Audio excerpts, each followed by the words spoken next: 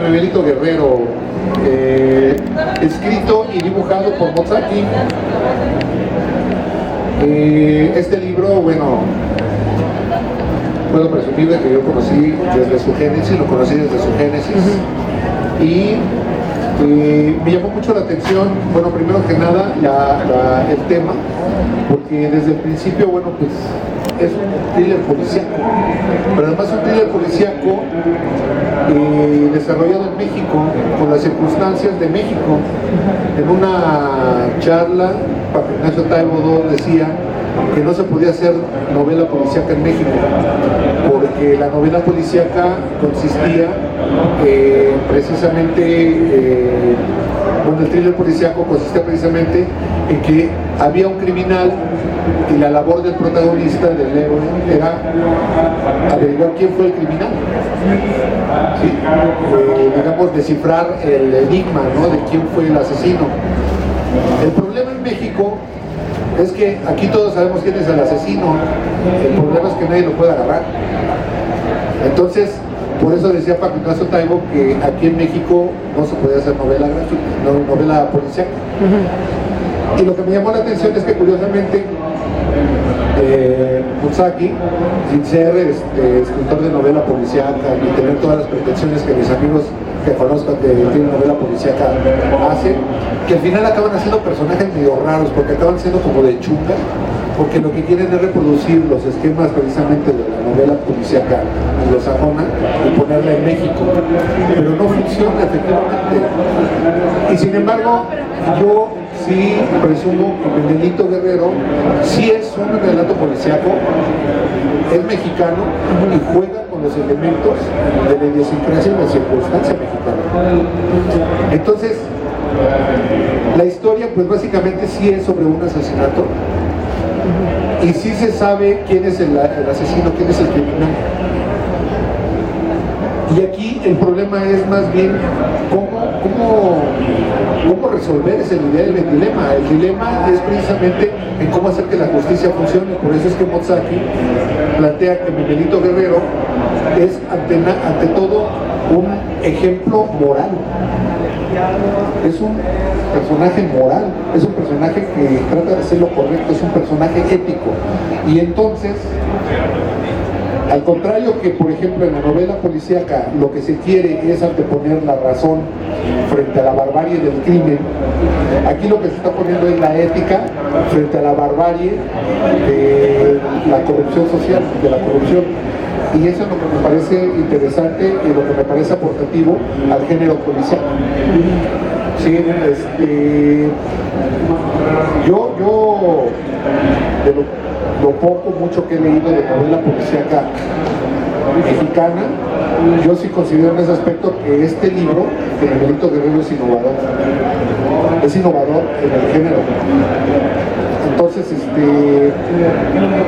ya sobre la marcha, bueno, pues también la conclusión de este libro también fue desarrollando una dinámica yo le llamo de escritura de novelista, en donde los mismos personajes van pidiendo más o menos cuál es el desenlace.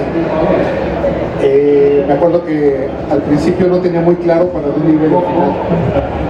Y al final el asunto era de que una de dos, Memelito o moría o se desterraba, porque no había otra solución. O sea, la manera como se imbricaban las situaciones en la novela llevaban a que el personaje solo tenía dos alternativas: o morirse, que fuera asesinado por los perpetradores del crimen, o terminar huyendo, o sea, desterrándose. Al final de cuentas es una especie también de muerte, la muerte cívica, ¿no? Y entonces, al final lo que decide Mozaki precisamente es hacer que Miguelito Guerrero pues termina huyendo. Ya les spoileé la novela, ¿verdad?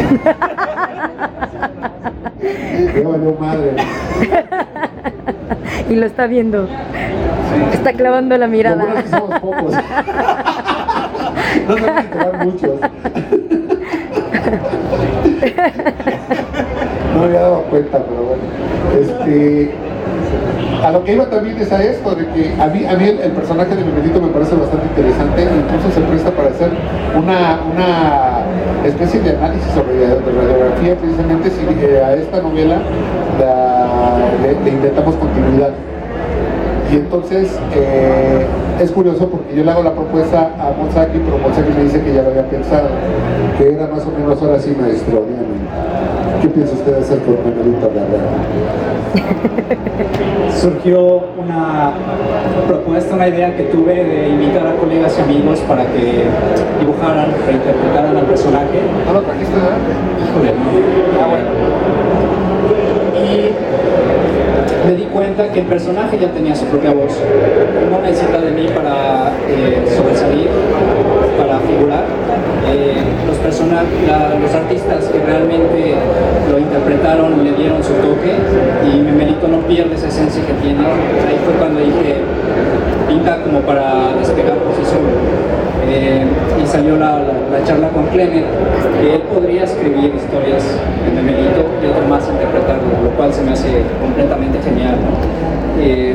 Quizá es un poco temprano, porque el libro se acaba de publicar ahorita, ¿no? A lo mejor sí sería promocionarlo un poco, que la gente lo empiece a conocer y ya después, a través de otros artistas, a través de otros guionistas, darle este impulso que ya tiene. Cuando lo empecé a crear, sí quería una especie de tributo a la comida tradicional mexicana. Memelito viene de la memelita, en Puebla es una gordita con salsa, cebollita, y ahorita es la hora de y a mí me fascinaba la idea de que el mexicano tuviera esa opción de comer con 5 pesos. En ese entonces costaba 5 pesos, ahorita cuesta 12 pesos. Pero teníamos esa facilidad de encontrar un puesto en las calles, comer, y yo quería hacer una especie de tributo a eso, ¿no? De allí nació Memelito Guerrero en el 2010.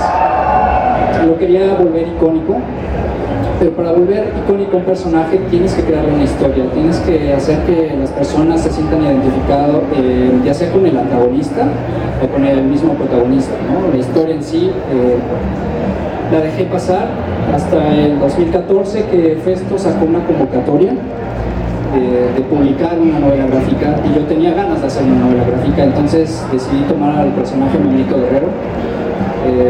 Estaba leyendo Black Sad, estaba viendo esta serie de True Detective y también estaba leyendo a Conan Doyle, Sherlock Holmes.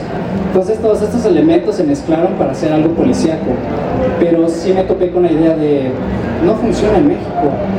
Un personaje con gabardina, con sombrero, detective, realmente no funciona, es hasta a veces ridículo pensarlo, ¿no? Y dije, no, Memelito tiene que ser un personaje principal, sí, pero no tiene que ser el que descubra el crimen. Puede ser la víctima, ¿no? Todos nosotros hemos estado en contacto de alguna injusticia, ya sea un familiar, no sé, cualquier cosa, y eso quería, que a lo mejor la víctima después de un tiempo se vuelve el criminal. No sé por qué extraña razón en México pasa ese tipo de cosas, ¿no? Al buscar la justicia, al hacer las formas o querer buscar la forma correcta de hacer las cosas, te vuelves en el soplón, en el que debería aportar algo, eres el que se convierte en el que están juzgando, ¿no? En lugar de ver hacia dónde está el crimen, tú te conviertes en la persona que está siendo juzgada por buscar lo correcto. Y entonces Memelito surgió de eso, de esas ideas, de esa necesidad de contar una historia que en México pues tenemos realmente una ola de violencia increíble. En Puebla realmente no lo vivimos, ahorita está brotando un poco, pero en otros estados realmente es crudo, ¿no? Yo creo que todos esos elementos se mezclaron para hacer esta novela gráfica. Son casi 4 años de trabajo. No me dedico a hacer novela gráfica, tengo mi agencia, estoy trabajando en eso, y de cierta forma esto se convirtió en un segundo empleo.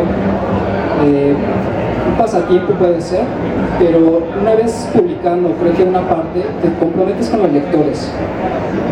Tienes que que ser responsable en lo que ya hiciste. Ya arrojaste una primera piedra, entonces tienes que respetar a los lectores que te van a ir consumiendo, ¿no? Igual no es con la misma frecuencia de estar publicando cada 15 días o cada mes, ¿no? El proyecto se fue desarrollando cada 6 meses. En 6 meses tenía que lanzar una nueva parte. Y aquí son 5 capítulos divididos en 6 entregas. El último capítulo es muy extenso, lo tuve que dividir en 2 entregas, pero fue esa especie de disciplina para empezar a publicarlo, sobre todo en eventos como la Mole o Conque, que eran como determinantes para terminar una publicación y tener el espacio para poder presentarlo, ¿no? Aunque sea en una mesa, aunque sea la inversión de tu bolsillo, porque todo esto es bolsillo nuestro. De hecho, el punto importante para que diera luz el proyecto es que Clemen ideó una especie de, no sé, de negocio, de forma de publicarlo en fanzine. Yo en mi idea de hacer una novela gráfica no tenía idea, solo tenía la idea, pero tú la desarrollas, o sea, empiezas a dibujar. Y de ahí creo que el ser independiente te ayuda a publicar las cosas, pero no necesariamente te da el punto de calidad. Necesitas una referencia que te diga que está bien hecho, ¿no? Muchos nos podemos aventar en nuestra impresora y hacerlo y se va con miles de faltas de ortografía porque nos creemos autosuficientes en ese término. Yo lo que quería era profesionalizar lo que ya tenía como idea, como bosquejo. Entonces Clemen lanzó su convocatoria de talleres en los sábados. Yo soy de Puebla, tenía que ir a la Ciudad de México y entre semana era complicadísimo. Los sábados me caía perfectamente para poder ir y pulir este proyecto que no me dio tiempo presentar en Festo, nunca lo mandé, que era la idea inicial. Empezó a crecer demasiado porque empecé a escribir el guión y dije, esto da para mucho más que un concurso, apresurarme a terminarlo y que a lo mejor no ganara. Mejor me tomé el tiempo para ver con un especialista, tomar cursos, talleres, de cómo este proyecto tuviera mayor calidad. Porque si lo que necesitamos los autores independientes no solo es la autocrítica, es que alguien más, de cierta forma, los que iniciamos, nos den ese empujoncito, ¿verdad? Que ahí está, hazte responsable de lo que ya hiciste. No que publico uno y me hago güey y ya no sale el número 2. En México creo que hay muchos números 1 y no sale el número 2.